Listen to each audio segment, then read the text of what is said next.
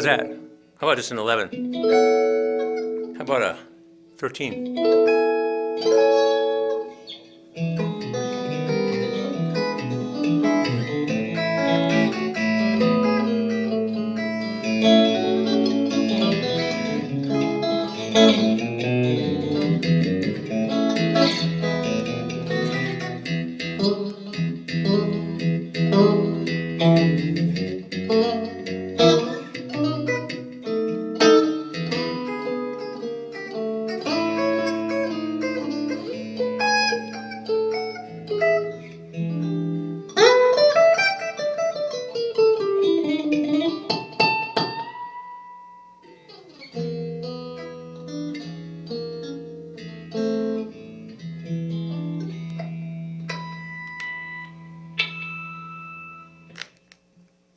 Anyway, sorry, I just noticed his fingerprints. You couldn't see him until the lights came on. Yeah, well, so hello everybody. Welcome to Tom's Guitar Show. I'm Tom. They call me Guitar Tom because I'm often seen with a guitar, and they call me on the phone in my show, and they say, "Hey man, what's that show about anyway?" I say, "Well, it's about an hour. It's about guitar players, guitar playing, all things guitaristic." So, occasionally a number will appear on your screen, and you can call that number and ask questions concerning your guitar, the care and feeding of your guitar. What kind of guitar is right for you? How to play the guitar is a good one. You want to talk about a related topic like the guitarrón, the sitar, the guitarra, lutes, ouds, vihuelas, banjos, balaicas, bazookies, bajos, sextos, bandoras, bandolas, bandolins, banjolins, mandolins, mandocellos, mandolas, mandoras. Let's say lutes, ouds, vihuelas, cavaquinhos, tiples, cuatros. It says B flat, A, and C clarinets. If anybody knows their way around a C clarinet, let me know, because that'd be interesting. Anything else, saxophones, sack butts, drum horns, cornholts, kortholts, bassoons, harmoniums, harmonicas, harpsichords, accordions, ocarinas, pipe organs and piccolos, trombones and trombomarinas. I can go on, there are a lot of instruments. People like to create things that make noise, You get your kazoos and your, You could even just want to talk about how the joy of taking a piece of tissue paper and putting it over a comb. And you can play that too. Homemade kazoo. That's right. I've done it before in my youth, But, of course, what did the bald man say when he received a comb as a gift? I'll never part with it. Thank you very much. I'll never part with it. Yes. Anyway, that's with my, so politics, world events, your own personality problems, fine, whatever you like. If it feels good, do it. But only call us if it's Tuesday. We never answer on Friday. That's right. It's just Tuesday's live TV shortly after 6. But please keep it clean. This is a family program. All right. All right, so I brought along a Fender Mustang II modeling amp. I've been more and more fascinated by electric guitars in my old age here, my dotage. I was talking to somebody, they couldn't believe that I was like totally into classical guitar as a youth. My childhood and teenage years, I was like totally into classical guitar music. I didn't start playing electric guitar until I was about 23. And And now that you've joined the Geritol generation, you bring in those rock and roll guitars. That's right. But see, the rock and roll thing, I've been trying to figure, okay, so I play these gigs, a lot. And in my gigs, I play, I was trying to keep it and be gentlemanly, for the older people who can afford like $35 for a steak. And by the way, it'd be a really good steak, excellently prepared. But anyway, so I sit there in the corner, I play, pleasant music so people can have romantic dinners and so forth.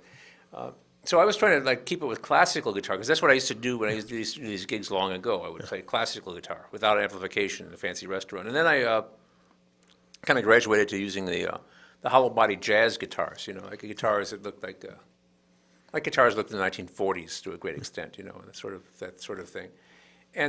But I've been playing.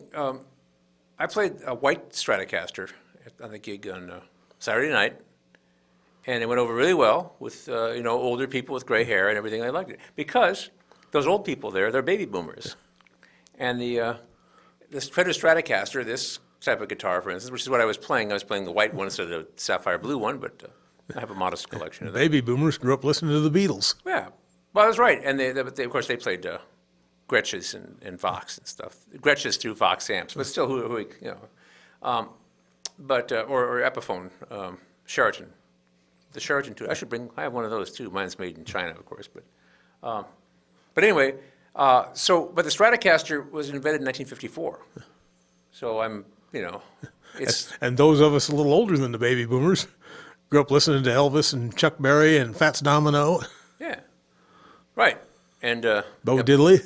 Buddy Holly played a Stratocaster, Yep. So, what can I say? I was researching the history of the Stratocaster because I find it interesting, and I've been playing all kinds of different music. I may play maybe my sort of version of jazz. I don't want to call it jazz because the jazz police might come around and bust me. But I've been playing all kinds of different music with the Stratocaster and find it a very versatile instrument. Telecasters are good too, and of course, if you're like a Gibson-y kind of guy, Les Pauls and SGs are. We've seen you with a Gibson in your hands. I have two Gibsons. I have a Les Paul and an SG, plus a couple of instruments that are patterned after those. They're actually I would say that my DBZ Bolero is a better Les Paul than my Les Paul. But anyway, I think it's a serious instrument. So I guess what I'm nattering on about is that, the people who are of should we say a certain age, they have no problem whatsoever with a guy showing up with a Stratocaster. So, I'm going through a lot of changes in my sort of musical thing, and what I was doing was I was learning a lot of standards. First I did What'll I Do, which is Irving Berlin, written in the 1920s, and then some songs from the 30s and so forth. And I have a certain repertoire of standards, but when I and then it would make one of the owners of the place I play on Saturdays happy. But Where do you play on Saturdays? well, Saturday I'll be at Tuscan Moon in Kelowna, beautiful downtown Kelowna, right next to the bakery, right down there, across from the hardware store, right downtown. You just drive to Kelowna where it says Business District. Go there, and right in the heart of the Business District there's Tuscan Moon. Can't miss it. 6:30 to 9:30 or so? Yeah, supposed to be there at 6, so I'm usually there by 6:30, and I play till supposed to play till 9. I play till 9:30, 10. Depends. We had a really nice evening out Saturday. It was outdoors for the first time this year, and it was quite nice.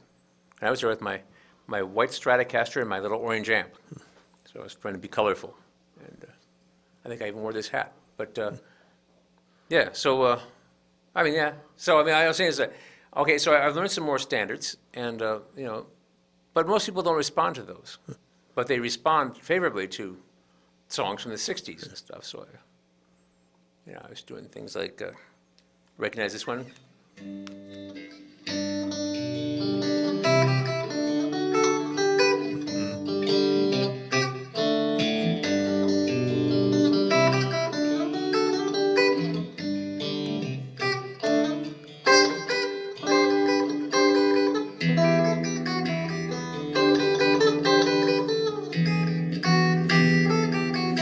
Sorry.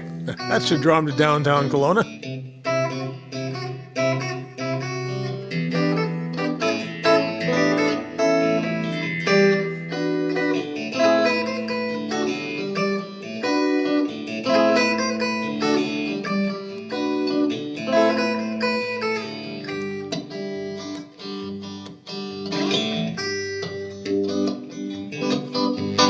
I didn't think I made a mistake, so when I played it. I play stuff like that. Yeah. People, Petula Clark. I was thinking if we ever got another female cat, we'd name her Petula, because cats are like the aspirates. You go, Petula, and they do. Yeah. Anyway, but Remind me never to get any more cats. So, but, I keep reminding my wife of that. yeah. You just have the two, right? Yeah, They live a long time, though, don't they? yeah. Yeah, they can live to be 20. I'm afraid so. So yeah, and if you get like an Irish wolfhound or something, they're like really old when they're 8. Yeah, See, so, yeah. Big dogs don't last long. yeah. Well, mine made it about 14, Did he? and then he had to have him put down. I think it was like maybe late January, and he would have been 14 at the beginning of March. So that's how long he made it. But he was deaf, and he was, had really sore hips and stuff. And after the cat, who was 14, almost 15, died, his best friend, he went into a decline. So they were. See, I had these two cats, Candide and Mademoiselle Cunégonde. And Cunégonde was Candide's sister, and she had a roving spirit. So I was living in the trailer court. She went out to the highway and got run over, fairly early when she's like a year plus old. So, and then Candide was he always had his sister there with him, So at the same time, a young dog, not even a year old, had a litter of puppies that I knew in Stone City, where I was the house guitarist.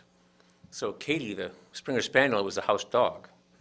I was a house guitarist, so we had an affinity, So she had her litter, and I got the pick of the litter because they were going to try to breed her, but she had run off and apparently had. Is that a traveling man? Yeah, well, I think it was actually that big black lab up in the hill. So they blamed it on him. So there was Pangloss, and Pangloss was a half Springer, and probably the other half was black lab. So he was black and white. So he had like white socks and the white tip of his massive tail. The whole underside was white, and then like half of his snout was dappled with white, and the other was black. And I see a lot of dogs actually look like that now. But he was a lot like a golden retriever, but really massive. Weighed 100 pounds. He had kind of short legs, but a big, brawny body. And as an aside, I learned about dog carts, where you could actually like hook your dog up to a cart and then they pull you around, because dogs want to pull anyway. And I know he did. He wanted to go places and he wanted to pull. So if you sit in a little cart, you balance it so that there's not a lot of weight on the dog, that they'll pull you around. And so there was this. Well, sometimes. My brother and I tried that one time. We hitched the dog up to our little red wagon, and the dog didn't want to go anywhere. So we shot off a cap pistol, and the dog took off with the wagon, and we come flying out the back of the wagon. Yeah. So dog and wagon left without us. I see. Yeah.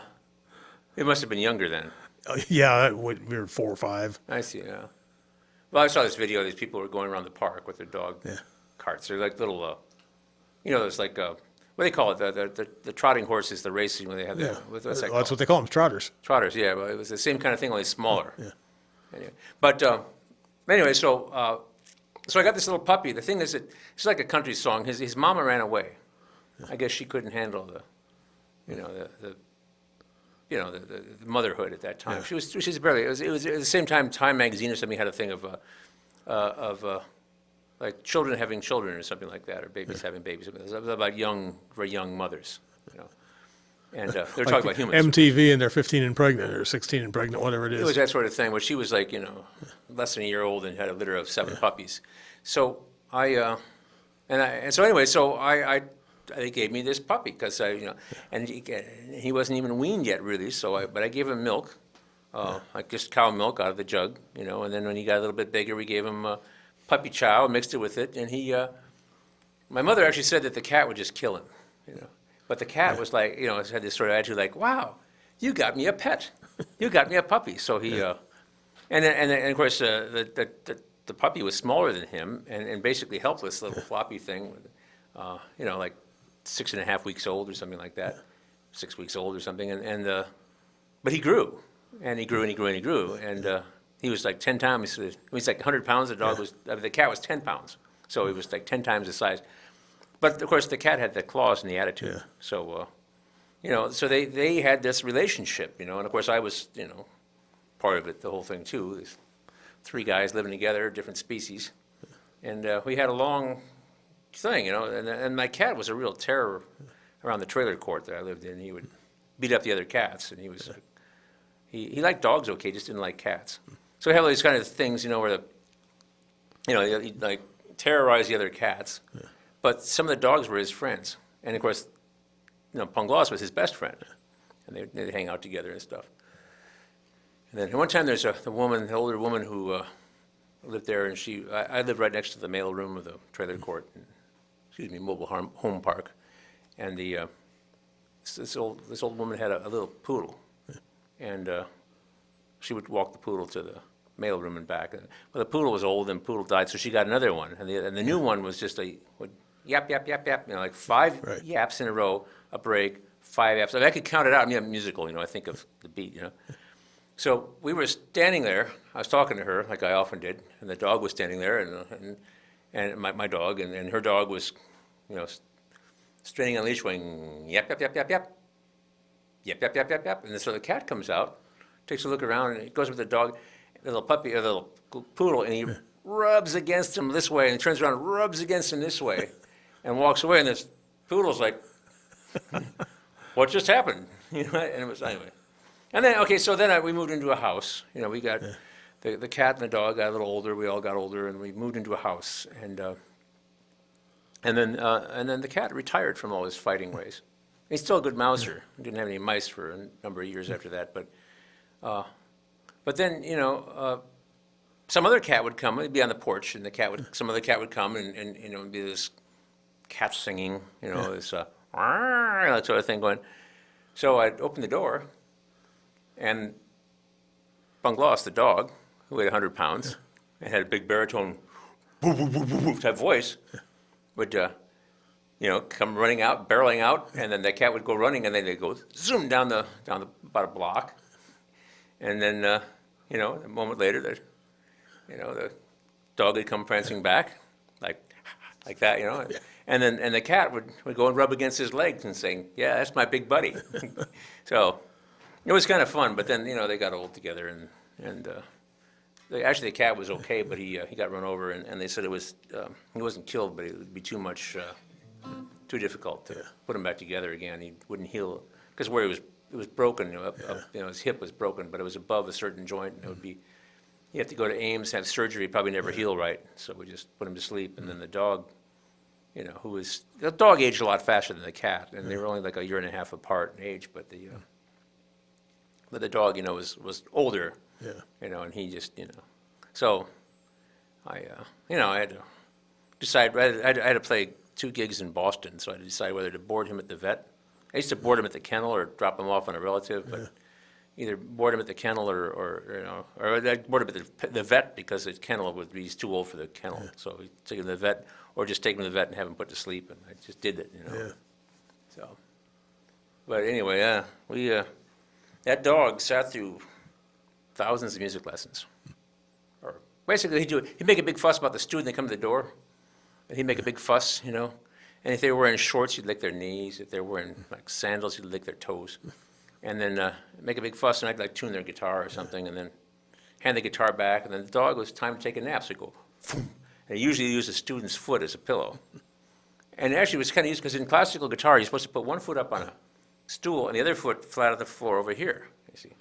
And so the dog would, keep that foot on the floor where it belonged, and snore really loud. And kind of hard to keep him from smelling bad, too, as he got older, So, anyway. But, he was a musical. We had one of those singing dogs when I was a kid. When I was little, I played the accordion. And when I would practice the accordion, the dog would sing along. Yeah. Out of, not necessarily out of joy either, perhaps. No. Yeah, well, I think my dog, he liked the banjo players the best.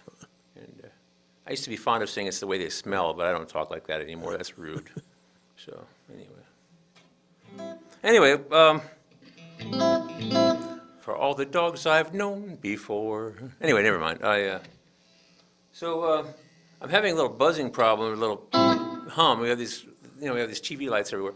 But I have a Fender Mustang 2 here, amplifier, and this is a Fender Players Stratocaster. So it has the noiseless pickups, which don't appear to be totally noiseless.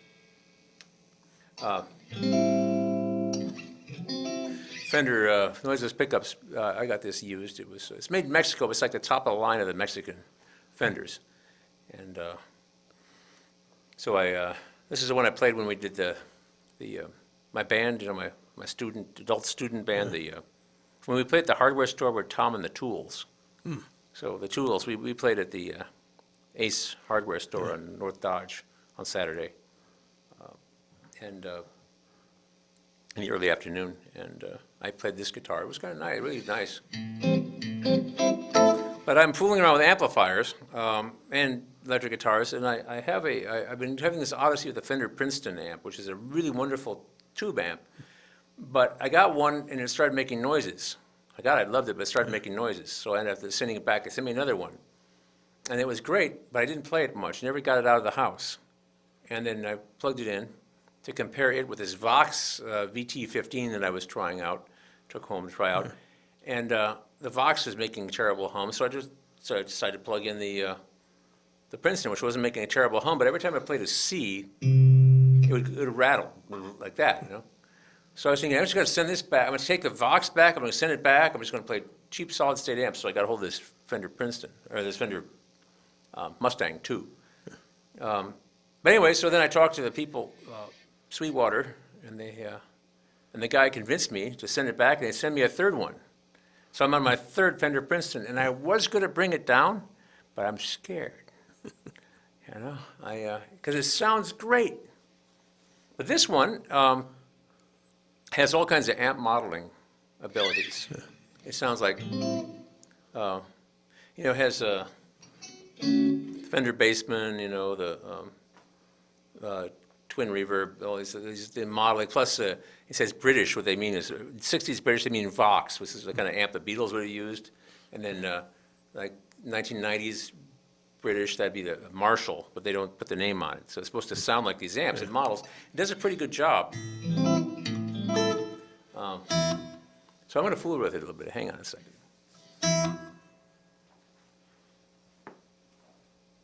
Yeah. So this right now is a 57 Deluxe Reverb.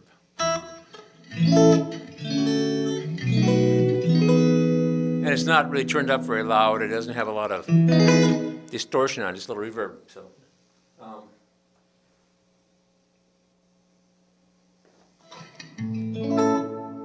this is a Fender Bassman.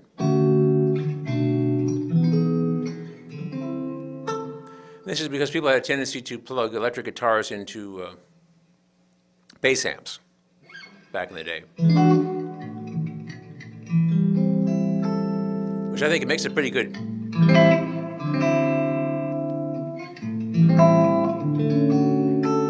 It's a pretty good jazz guitar.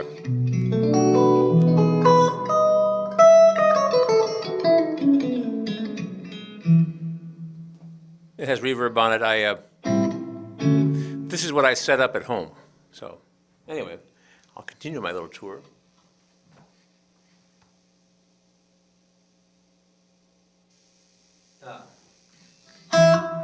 Twin reverb.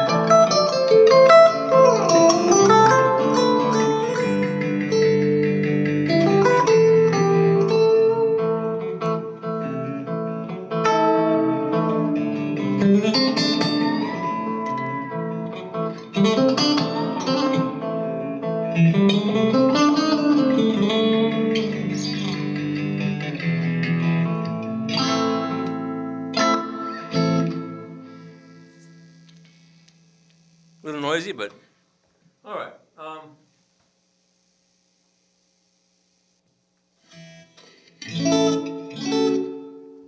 This would be the Vox amp here, the Vox amp sound. Now, when I was messing with this, I took off the crunchiness,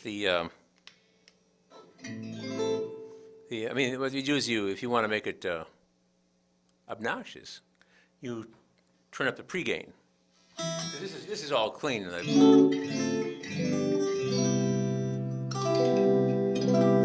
See, what I want to do is I want to play like pleasant music on a hollow body electric guitar or something like that. So I twiddle the knobs and preset. I took the presets and changed them to, that. But if I wanted to mess with it, I could go with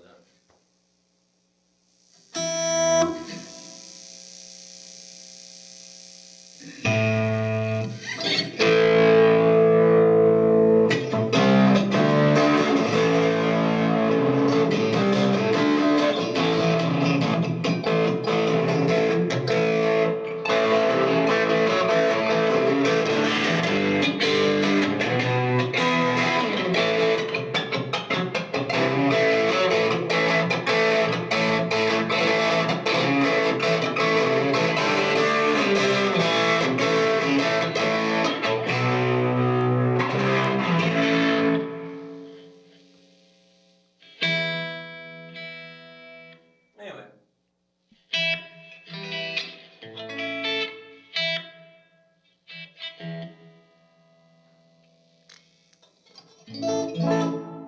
This one's, I think, supposed to sound like a Marshall. It's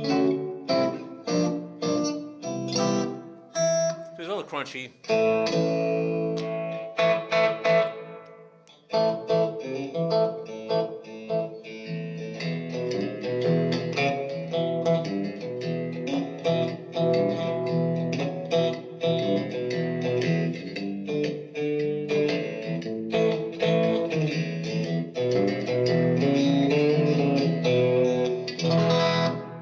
Now, if I crunch it up a little bit.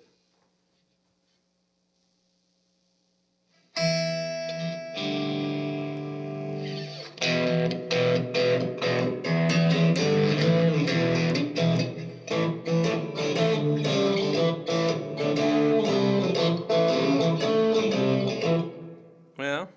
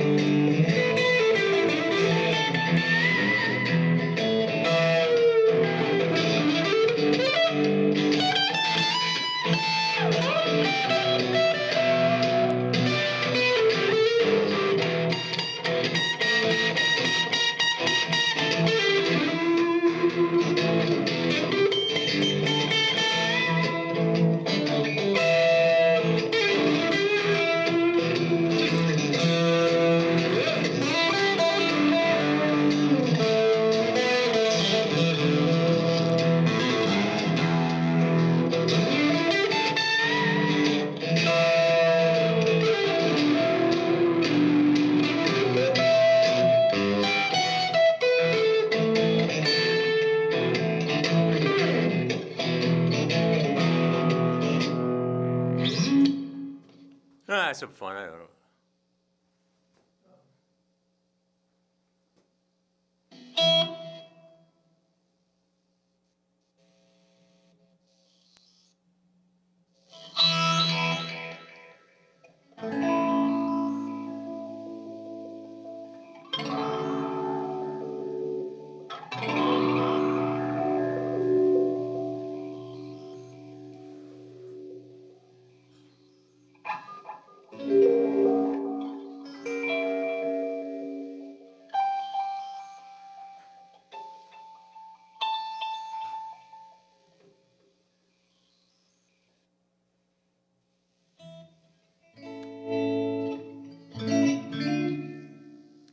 these are my other, it's buzzing like crazy, isn't it?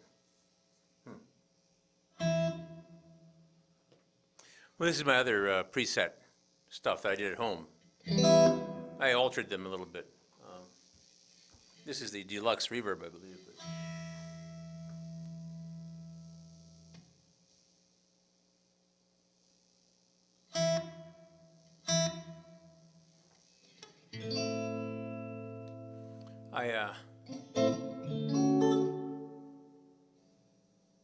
I'm getting a hum off of this.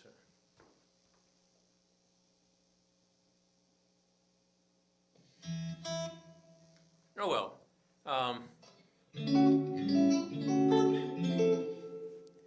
So this is the sound that I dialed up at home pretty much. I've just changed it a little bit to get a little bit of the hum off, but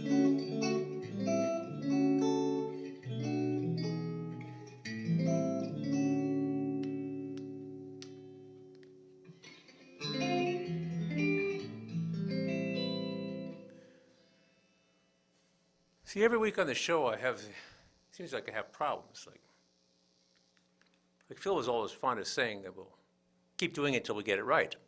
But so far, after 21 years, Starting to look like job security. yeah, seems like I haven't gotten it right yet.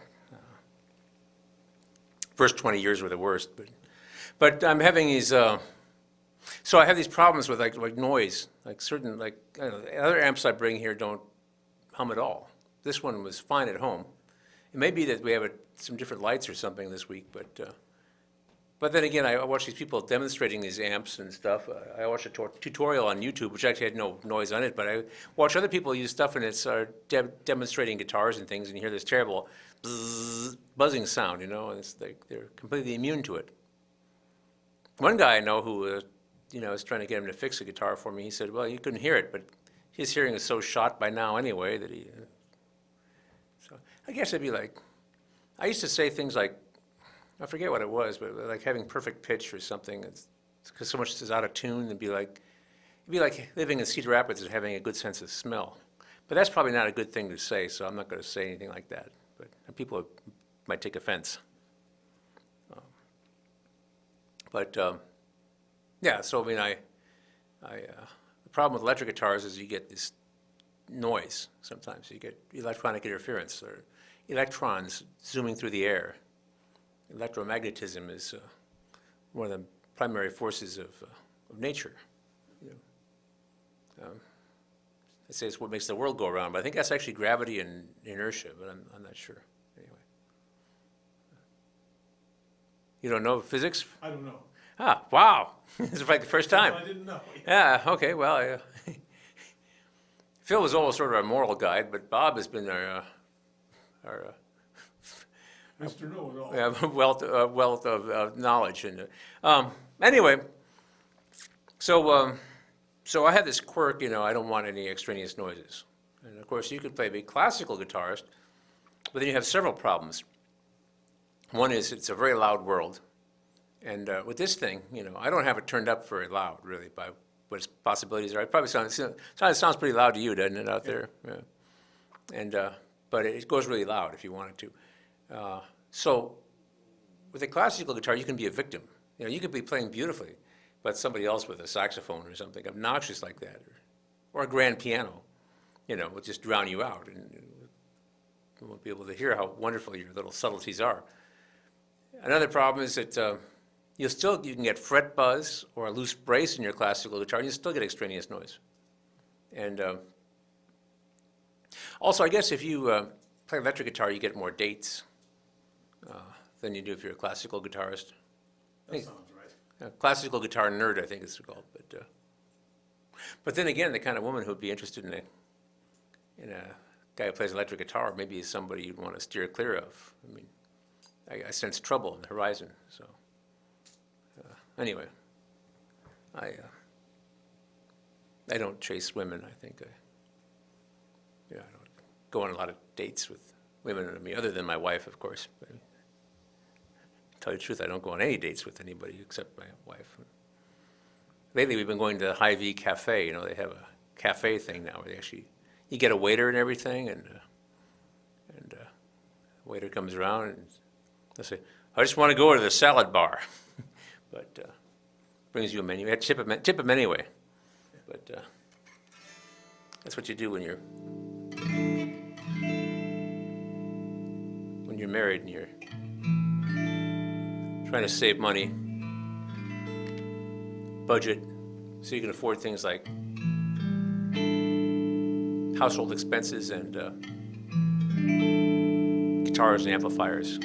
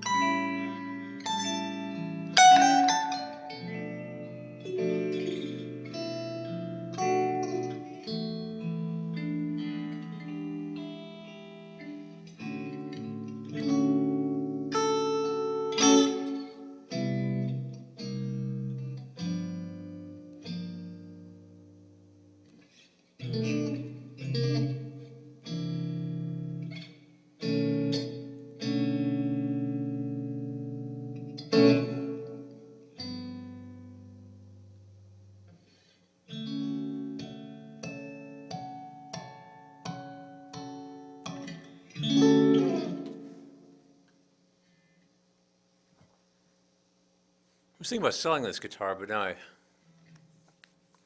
I'm glad I didn't. Need some guitar polish, so I see. My little music room is pretty dark, relatively dark, and I try to keep them wiped down, and everything, but it's got fingerprints on it. Not as bad as. So when you bring them out into the lights of the TV studio, I noticed that fingerprints and stuff like that. A few weeks ago, I was going on about I bought a guitar at the pawn shop, and it was really dirty and covered with fingerprints and all greasy and stuff like that. And the battery was dead because it has a preamp in it. So I took it home and I cleaned it up, put new strings on it, and a 9-volt battery. So I basically used like $4.50 worth of strings and about $1.50 in battery, and quite a few squirts from the guitar polish bottle, but and a lot of elbow grease, and now it's like brand new. It's great shape. It's wonderful. I think all the people do is they give the guitar. They go to Taco Tuesday or the all-you-can-eat taco buffet or something like that, or they eat the Kentucky Fried out of the bucket with their fingers, and then they go and they play the guitar. And I always try to have, reasonably good personal hygiene. Yeah. I don't always shave, but at least my stubble's clean. Yeah. So, you haven't noticed me smelling bad, have you, particularly? You can't smell me at all, probably. Right? Since I don't focus the cameras anymore, I don't zoom in on your stubble. That's right. Well, this was actually the funny thing is that yesterday we had juries at Co. Yeah. Which means I had to sit through several hours of frightened students going out and playing their final project for the semester. I teach up at Co College, and I'm in the string. I'm like one of the lowest forms of faculty in the string department. So because I teach guitar, and I would teach other things if they let me. They have frets like mandolin or whatever, ukulele. I don't know. Because I want to say that I teach ukulele on a college level, but anyway, just so I can say it. I don't really care if I do it or not. But anyway. But you see, so all semester on Tuesdays, I've been coming here, zooming here just after my, commute from Co. Yeah. So I go home and I, reconfigure myself to come here and zoom in the door. But now, my Tuesdays are really quite open. I had a makeup lesson that didn't show up today. But basically, this is all I had to do today. Yeah. Was come here. No more commute from Cedar Rapids, and for now. It doesn't look like I'm going to get fired, so maybe in the fall. But actually, I was reading this thing about And PATV isn't going to fire you. That's right, yeah. They could double my wages, and I'd still be... And it wouldn't cost them a dime. That's right. If they doubled my wages, I'd still be making as much as you. So, anyway. But, yeah. Actually, I think, PATV is a good idea. People may think it's irrelevant now that everybody can make a movie with their camera and they can put it on YouTube, but, power to the people. Because here we have a crew. I have Bob and Jim back there, Mr. Skopinski. And other people come and go, of course, like interns and volunteers and people. So make your own show. Come on down here. Yeah, you can do better than this, yeah. Talk to Josh and the crew. That's right. And the thing is, even if you don't really want to make a show like this, you can gain valuable experience. And you can work on other people's shows, and you become very more media literate when you actually work in it. This is a TV studio. It's a humble little TV studio, but it's ours. And we're in a few years, our contract situation will change. It's possible that it'll go out of business. And a lot of us are taking steps to try to make sure that doesn't happen, that we continue. But in the event we come extinct, come on down here before that happens. That's right. Well, have the experience. Make your own TV show. Yeah, make a movie, I don't know. Or work on somebody else's show, work on other shows. The thing is that here you have a crew, you have a community. So, I can't really make my show by myself, so I've had these volunteers, my crew, my loyal crew. Bob leaves for a while, but, he comes back, so we go to Las Vegas. And you never call. But I tried a couple times this year. Yeah, well. But anyway, so but you know, one could be on a crew. You could be on my crew if you want. If you want to, you know. And the thing about this crew is this is a very boring show. It's just me standing here playing guitar and talking to Bob, and there's not like a lot of action. Like a basketball game, you really got to be on your toes, you see. But here's it's kind of easy, so you can get used to using the equipment. You can get used to you know, running cameras, and then we get you on the switcher, so you direct. You know, like you know, you could work in various positions. I suppose you could even talk on the Bob mic over there if you want. But you know, then after a while, you would become you know, very accustomed to this. When I first started out at PATV, actually it was Heritage Cablevision back in the old days. You know, I was of course a neophyte, and I took the workshops and I paid attention, and then I found myself being, you know, a part of a camera crews. That was in the old days. We were at the public library, and then they'd have these like, things in Meeting Room A. They'd have public hearings or meetings of various kinds, and I would be there on the camera crew. And then one time they had a candidates debate, and I was there. I also had Jerry Brown doing what was it, 92? Was it 88? Campaign 88? I forget what it was. Jerry Brown was running for president, and he was doing a speech at Old Brick. So there's a big platform for the press. And I was up there. You see, they had the big cameras there, the NBC, ABC, and CBS affiliates, and there was me with a little VHS camera with a stick-on letters. They're kind of slanted. You can get at the hardware store. They said PATV on it, and I was up there with the big boys. Yeah, I did that in '08. Yeah. Up on the media platform down at the IMU when Giuliani was there, and Huh. over at the med school when Romney was there. Mm-hmm. And then we got Joe Biden and John Edwards over at the Hamburg Inn #2. You did those? Yeah. You guys SCTV though, or is it PATV? SCTV, Yeah. which, you know, if you're an old guy like me, you can go there too. That's right. Senior Center Television. Even I could go there. Yeah. And I'm relatively old. Oh, I and guess. Fred Thompson down at the Marriott. Huh. Yeah. You've been quite the correspondent for some time now, haven't you? I know you do a lot of stuff down there, don't you? So, Yeah, well, mostly I just shoot stuff, you know, concerts and lectures and things that go on at the Senior Center, but yeah. once in a while something else. How are things down at the senior center these days? Anyway, I haven't been around for a while. But, Well, still in business so far. yeah, okay. You People know, wanna- they're facing budget cuts like everybody else, but, yeah. so we'll see what becomes of it. But so far it's still there. I was thinking about going down there to the gym. Actually, I was thinking about walking on a treadmill, like fast walking on a treadmill, listening to my. Well, they have that. They have a nice fitness center down there. Yeah, I've seen it. I've never been in it though. I didn't think I had the little lanyard thing that you can like wave it in front of there and it unlocks. Yeah, But I've never used it. I meant to. I was teaching classes there for a while, yeah. and I don't know, because you know in the winter, I don't mind the cold. It's like slipping on the ice. I don't want to do. Yeah.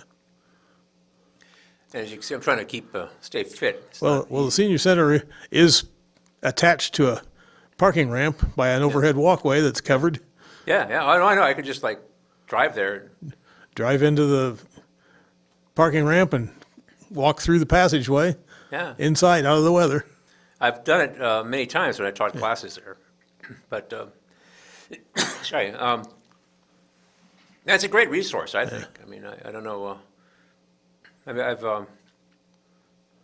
taught there. I played programs there in the past too. Interesting programs. It's a good place for a performance venue. I mean, you should get a pretty good audience and everything like that. Yeah. So, gee whiz! Now the baby boomers. Now things are changing. I can play my Flying V or at least Yeah. my Sapphire Blue Stratocaster there. But and maybe you can videotape it. Sure. I taped a concert there today. Hey, what was it? Some ensembles from the band, the percussion ensemble, the flutes, the clarinets, the saxophones, and the big brass. Everyone knows it's windy. I'm sorry, the wind. Yeah. The wind instruments. Can't remember what their right name is. Let me tell you in a minute.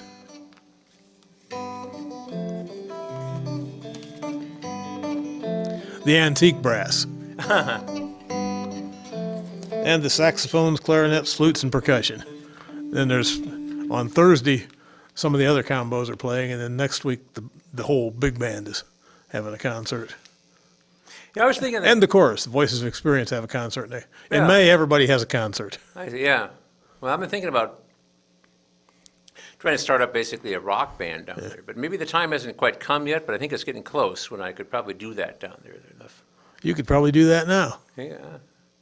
A couple of years ago, it seemed like it wasn't going to happen. It would be like you had to wait for the. I know there's one of the saxophone players there I've heard play some rock and roll before. Yeah. You know, some of that 50s style rock and roll. I guess you don't hear saxophones much anymore. Yeah, the saxophone was the thing that got supplanted by the electric guitar to a great extent. I used to have a honking sax, and like in R&B and jump blues, and the sax was a honking sax. It honk, honk, Well, Clarence Clemens was still playing with Springsteen up till about the time he died, but Yeah. Yeah, well, he was, but of course, Springsteen had his own sort of thing going. yeah. But yeah. Yeah, when we were talking about the sax and rock, that actually like, like Springsteen, sax parts were going through my head, but yeah, I mean, like the thing is that history is moving on, and as I listen to stuff like a lot of I've been listening to some of the older rock that they have it like on these playlists and things in places I go, and some of it, the bubblegum stuff, is really pretty hard to listen to, but a lot of that stuff's actually pretty good. I mean, the 50s stuff, certainly the 60s and 70s, and there's a lot of good stuff in the 70s that you wouldn't even think of, and the incredible. No, I think 70s, I always think disco. Yeah, but think about the backup musicians for Jackson Browne and Linda Ronstadt and those the Hollywood record machine, basically. The people who they had, Well, the Wrecking Crew you've mentioned before. the Wrecking Crew, but of course by the 70s, they had it was established. There were these studio people. They actually got their names on the records and stuff like that were really excellent musicians, and the production values were really good. If you listen to some of that, I was just listening to Jackson Browne. Glenn Campbell was on hundreds of records that don't have his name on them. Yeah. Well, they would go in there and punch the clock, and they would just like crank this stuff out. They were being paid by the hour, but they would be, people are maximizing. It's like speeding up the line in the factory. You have to be really good to be able to figure it out. And so I was listening to something. The thing that's interesting is Carol Kay, and she was a bass player. She still is, I think. She's getting kind of old there, but I think in the 50s she was a bebop jazz guitar player, a very good one apparently. But then I think she had some kids and stuff, and settled down to getting it, just punching the clock in the record studio. But a lot of the bass guitar parts that were so cool in those days. I mean, like Nancy Sinatra, "These Boots Are Made for Walking," and Sonny and Cher's song, all these things. And even like when I was a kid, you'd see the band, and the bass player would be like a tall black guy with a blowout hairdo, wearing a vest and no shirt, and a good-looking kind of fella, and be holding the bass, and doing a little dance for 4 minutes. And but it was actually Carol Kay, a year or two earlier. in the Milli studio. Vanilli, yeah. Yeah, well, that's how it was always done. So, but she had like the cat's eye glasses, and she had to, get done with the recording session so she could pick up the kids from school. Right. That was the. So I think that's always interesting, and I always try to remind the bass players that I work with, teach of that. I mean, they're actually all my bass students are female right now. But anyway. But there were a lot of those stage performers who were actually lip syncers and air guitar players. Right. And then people had to go out and take their band out on the tour, and then they were, I think James here works at the studio, we're talking about that. They say, well, quit making the parts so difficult, because the band that they had couldn't handle it. They had these really cool things. So anyway, well, I'm going to do two more sounds. I got like 3 minutes left here.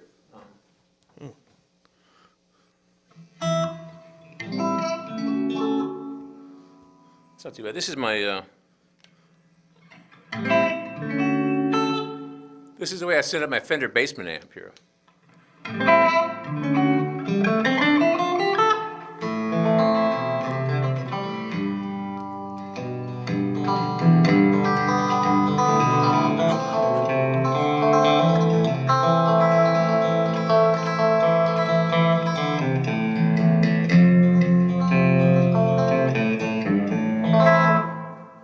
actually, there are 3 banks of every one of these effects.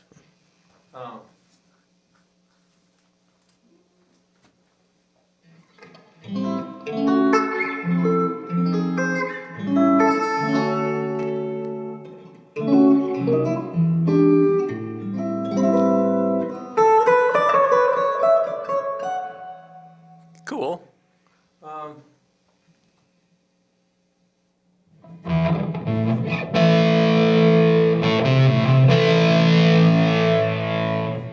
This isn't actually my setup. I didn't actually tweak this one at home. This is just the one that came with the amp.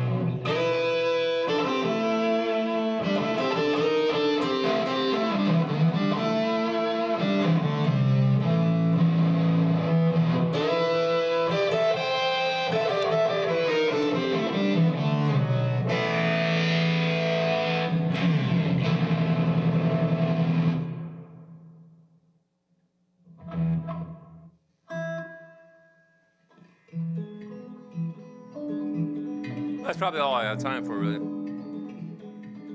About a minute. Well, I'll be back next week. Been fun. Come see me at the Tuscan Moon Saturday night if you want. In Kelowna. Make a reservation.